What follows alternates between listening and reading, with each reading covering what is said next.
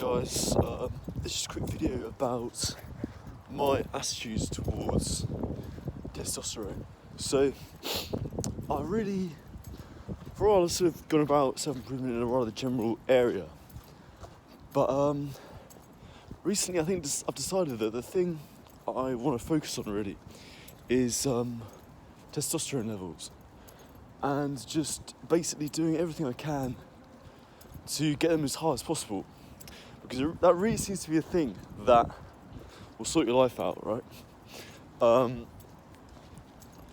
think it's funny. I mean, I often wonder what keeps me going to the gym, and well, I can't know, but I think I can't know anyway.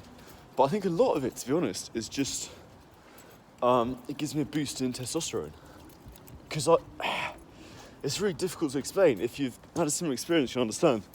But I just feel like more like myself, more like how I want to be, more like how I know I can be since I started going to the gym. It just on a really psychological level. I mean, I think to begin with, I went, because I really wanted to be more attractive to girls, basically, and that gave me a lot of motivation.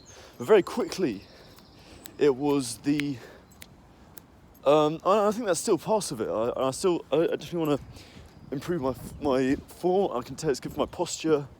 If I'm bigger, like, people respect you more if you've got a decent bit of size to you. But I think the thing at the bottom of it is just the fact that I feel more like myself. And I think that's testosterone, because it's such a psychological thing. I can't think of any other explanation. And I think that's I want to focus on that in other areas of life. So I mean, this is going to be a bit grim to hear, but I actually think I have, despite going to the gym, I think I still have quite low testosterone. So I don't wake up like with a hard on a lot of the time. And I try not to masturbate. I generally go, it's generally like, once a week, I'd say, at the moment, often longer, but when I do sort of relapse and masturbate, which I allow myself to do because I think it's going to be a slow process unlearning that habit. So anyway, when I do, like, bust a nut, there's not an awful lot. Like, how you generally have, like, quite a lot of sperm comes up, right? For me, it's like the tiniest amount. And that's really freaky. It's like, when you got like a very empty ketchup bottle and you just kind of squeeze it and a little bit spurts out, like, that's kind of how much spunk I'm producing. So that's quite worrying. And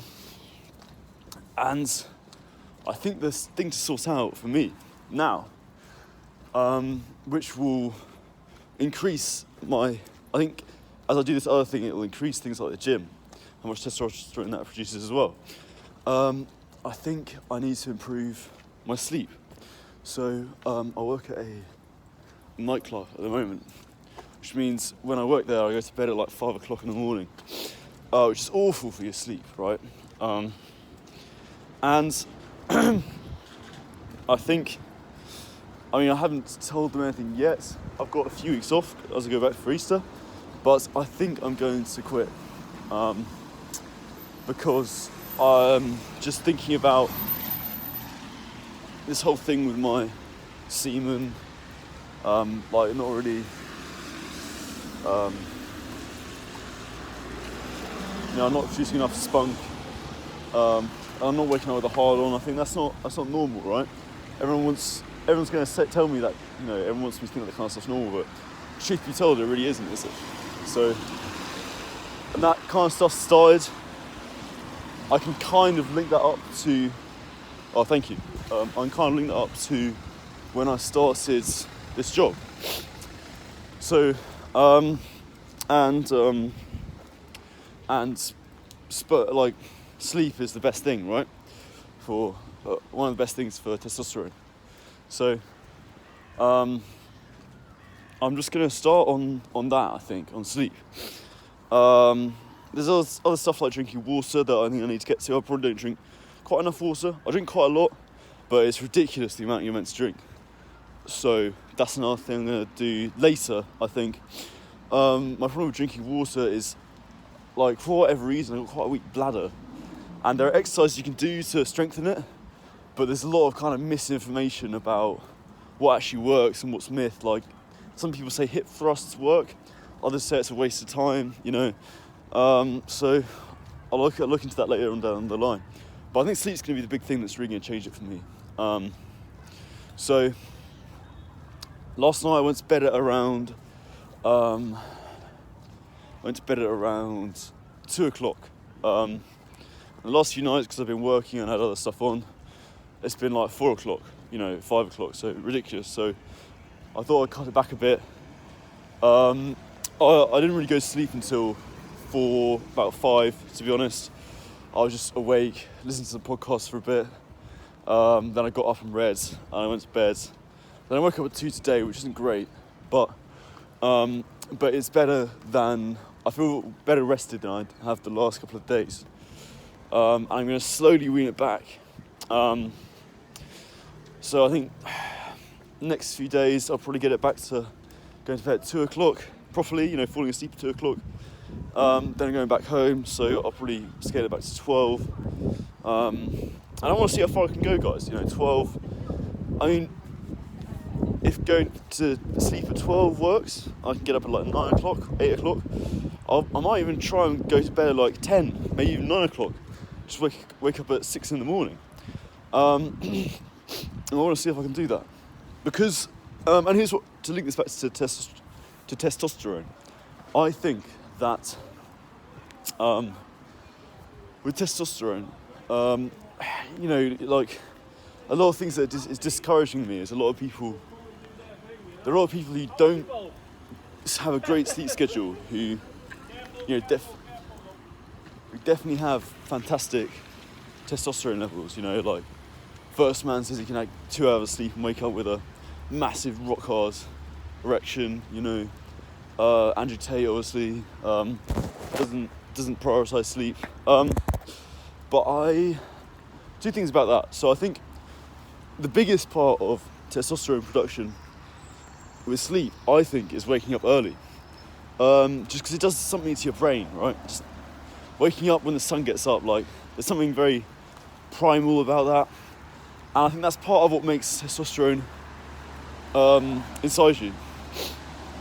And I think the other thing is a higher purpose, right?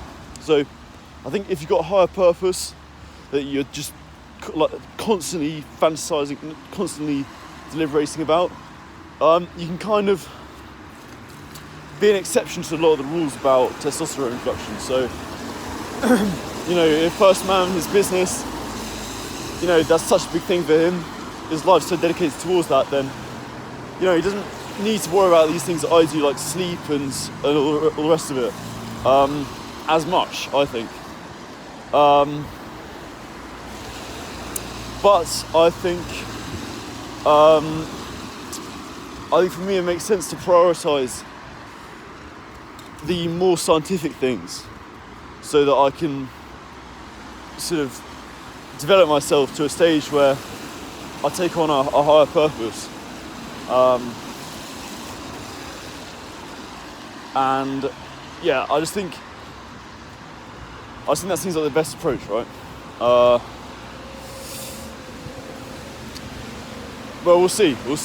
I don't know. I think sleep's pretty important, to be honest. But yeah, that's my plan. I'll do some more videos in the future about how I see it going. What I'm doing to improve my sleep as well, stuff like that. I think I need to talk about. But yeah, I've got to go. But I'll catch you guys in a bit.